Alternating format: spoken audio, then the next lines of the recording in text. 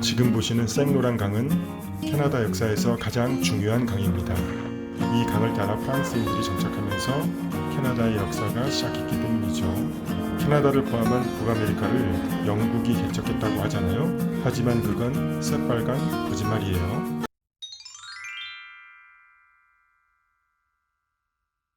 몇천 년 전부터 원래 아메리카 원주민이 살고 있었죠. BC 16,000년경에 아시아인들이 시베리아로부터 베링해를 거쳐 아메리카 대륙으로 이동했다는 이주설이 있습니다. 따라서 1492년 콜럼버스가 처음으로 신대륙인 아메리카를 발견한 게 아니죠.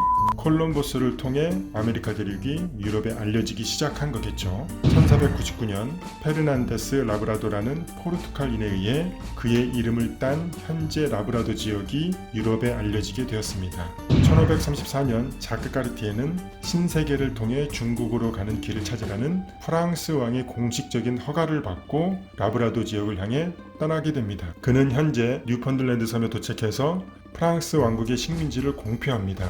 라브라도 지역을 탐험하다가 강의 하구를 발견하고는 생로랑 강이라고 이름을 지었습니다. 이렇게 캐나다의 역사는 프랑스 왕국의 식민지 개척으로부터 시작하게 됩니다. 1603년 샤무엘 드 샹플랭이 생로랑 강을 거슬러 현 퀘벡주 지역을 탐험하면서 이 지역을 프랑스가 본격적으로 식민지화하게 됩니다. 1608년 샤무엘 드 샹플랭은 생로랑 강 부근 케이프 다이아몬드에 프랑스 정착촌을 세웁니다. 강폭이 좁아지는 곳이라는 뜻을 갖고 있는 알공킨 부족의 언어를 프랑스어식으로 발음하여 퀘벡이라는 이름의 도시를 건설하게 되죠. 퀘벡은 지금의 퀘벡주가 아니라 퀘벡시티를 말하는 거예요. 샹플랭의 지휘하에 24명의 프랑스인들은 퀘벡에서 높은 방어용 울타리를 세우고 겨울을 날 집을 지었어요. 1608년 그해 겨울 이들은 어떻게 지냈을까요? 이후 프랑스 국왕 앙리 4세에 의해 누벨 프랑스로 명명된 이곳에서 지낸 첫 겨울은 고난 그 자체였습니다. 1609년 봄이 되었을 때 살아남은 자는 고작 8명에 불과했죠. 와우. 그럼에도 불구하고 샹플랭은 포기하지 않고 강이 내려다 보이는 언덕에 요새를 세우고 적의 접근을 막음으로써 이로코이족의 침략에 대비했고 퀘벡은 점차 수도이자 방어기지로서의 역할을 해낼 수 있게 된 거죠. 샹플랭은 누벨 프랑스를 성공적으로 유지하기 위해 프랑스 국왕에게 정착민 400세대와 300명의 군사를 요청하게 됩니다. 하지만 국내 영주들과의 분쟁으로 앙리 4세는 아무것도 지원하지 못하게 돼요. 그 결과 누벨 프랑스가 건설된 지 20여 년이 지나도록 고작 80명의 정착민들만 살게 됩니다. 그러다가 1628년 프랑스 국왕은 모피 교육 특허권을 백인 회사와 계약을 맺고 누벨 프랑스 식민지를 그 회사에 양도하게 되죠. 회사는 400명의 프랑스인을 퀘벡에 보내게 되는데요. 하지만 영국 국기를 단 배가 기습하여 배와 이주민들을 납치해 갑니다. 이러한 고난과 역경 속에서도 프랑스인들은 퀘벡 정착에 성공했고 사뮤엘 드 샹플랭은 1633년부터 총독 대리인으로서 누벨 프랑스의 재건을 위해 노력했습니다. 1650년까지 다른 도시들이 건설되면서 퀘벡, 트루아 리비에르, 몬트리올 이 세 도시가 모여 누벨 프랑스라는 프랑스 식민지가 북아메리카에 정착하게 되는 거죠. 1672년 누벨 프랑스의 인구는 1만 명에 달하게 되고 1760년에는 무려 7만 명으로 불어나게 됩니다. 누벨 프랑스는 매우 넓었습니다. 퀘벡에서부터 누벨 오를레앙, 현재 미국의 뉴올리언스까지였거든요. 그러나 누벨 프랑스의 도시들은 인구가 너무 적었어요. 예를 들면 누벨 오를레앙의 인구는 겨우 5,000명이었거든요. 같은 시기 영국 식민지 인구는 약 200만 명이나 되었습니다. 말하자면 누벨 프랑스는 프랑스의 지원을 받지 못한 채 자체적으로 생존해 나간 것입니다. 누벨 프랑스는 여러 식민지로 세분화되었습니다. 캐나다, 현 퀘벡주 지역이죠. 아까디, 현 라브라도, 노바스코셔, PEI 지역입니다. 테르너브, 현 뉴펀들랜드 지역입니다. 허드슨만 부근 지역, 루이지안느, 현 미국의 루이지아나이죠. 그 당시에 테르너브와 허드슨만 부근 지역은 영국 식민지로 취급되기도 합니다. 프랑스가 이렇게 북아메리카의 식민지를 개척하는 동안에 영국은 1590년 스페인 해군을 제압하면서 버지니아 지역의 아메리카 신대륙 개척을 시도했으나 실패하고 말았죠. 그러나 1607년 제임스 1세 왕 시기에 북아메리카에 제임스타운을 세우며 영국 최초의 북미 대륙 식민지를 시작하게 됩니다. 초기 영국 식민지는 원주민들의 도움으로 담배를 재배하며 부를 축적했지만 영토 확장을 위하여 전쟁을 통해 주민들을 대량 학살하게 됩니다. 프랑스 식민지 인구에 비해 상대적으로 2배가 넘는 인구를 보유한 영국 식민지는 크고 작은 분쟁을 통해 프랑스 식민지 지역으로 영토를 확장해 갑니다. 1713년 스페인 왕위 계승전쟁 후에 테르너브와 허드슨만 부근 지역과 아깨디는 영국에게 넘어가고 맙니다. 이곳에 사는 프랑스 식민지인들은 현재 퀘벡주 지역인 캐나다 지역으로 이주했고 영국에 넘어간 지역은 영국인들로 채워지게 됩니다. 그래서 오늘날 노바스코셔, PEI, 뉴폰들랜드와 라브라도 지역은 공식 언어가 영어가 되는 거죠. 1754년 유럽에서 7년 전쟁이 일어나고 있을 때 북아메리카 대륙에서는 오하이오 강 주변의 인디안 영토를 둘러싸고 영국과 프랑스의 식민지 쟁탈 전쟁이 벌어지게 됩니다. 프랑스는 영국과의 전투에서 당시 영국 식민지 장교였던 조지 워싱턴과 브래독 총사령관을 오하이오 계곡까지 몰아내며 이와 같은 승전보에 기세등등해지고 있었습니다.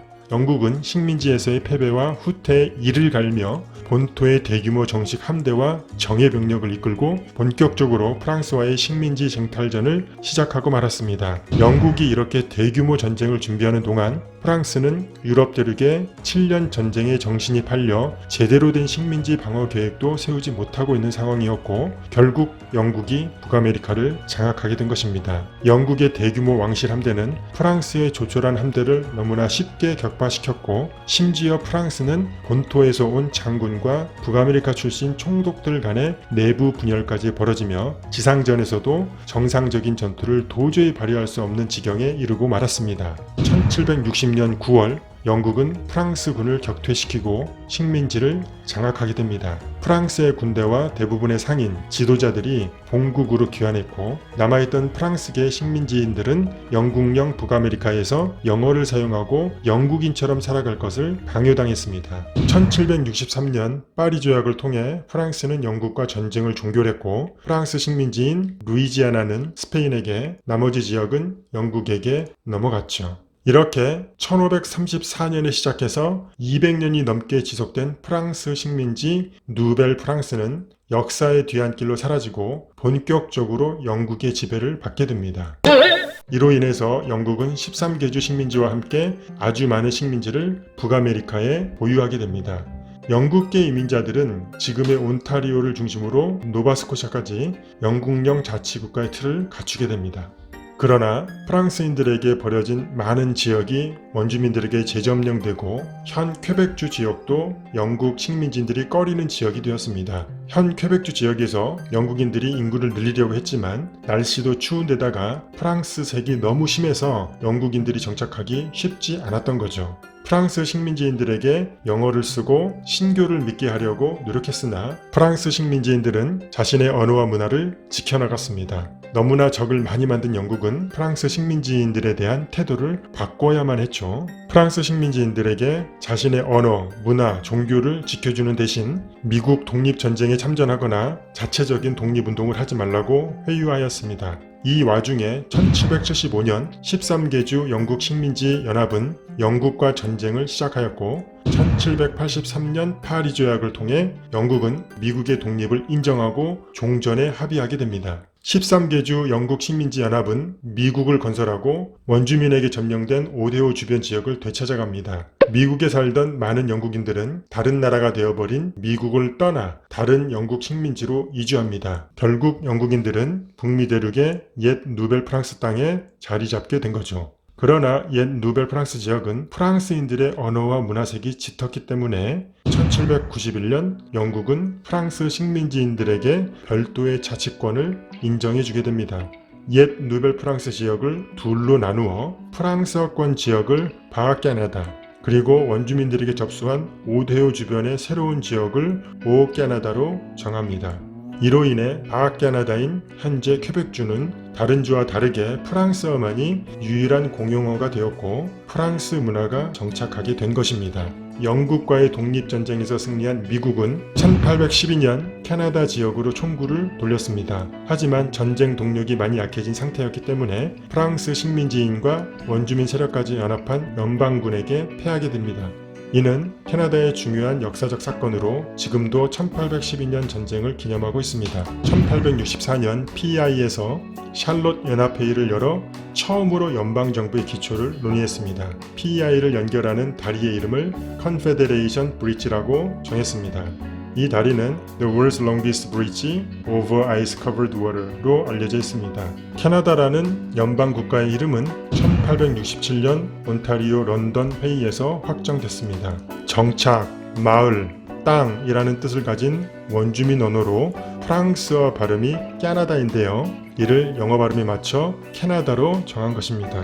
그해 1867년 3월 29일 빅토리아 여왕이 영국령 조미조례에 서명함으로써 7월 1일 캐나다 자치연방이 탄생합니다.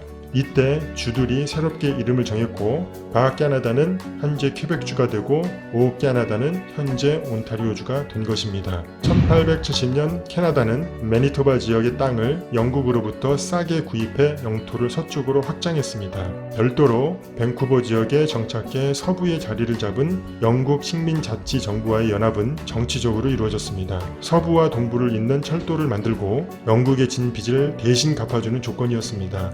1885년 철도 공사가 완성되고 동서 간의 교류가 확대되면서 1900년대 초반 알버타주와 사스카추안주가 형성되었습니다. 그렇게 지금의 캐나다 연방의 모습이 완성되었습니다. 초기 서유럽 이민자와 원주민뿐이었던 캐나다에 1900년대 초에 중국인들이 철도 공사 인력으로 이주를 시작한 후부터 아시아, 동유럽, 남미 등에서 이주가 시작되었고 지금은 총 인구 대비 외국 출생 이민자의 비율이 20%가 넘는 다민족 국가의 모습이 된 것입니다.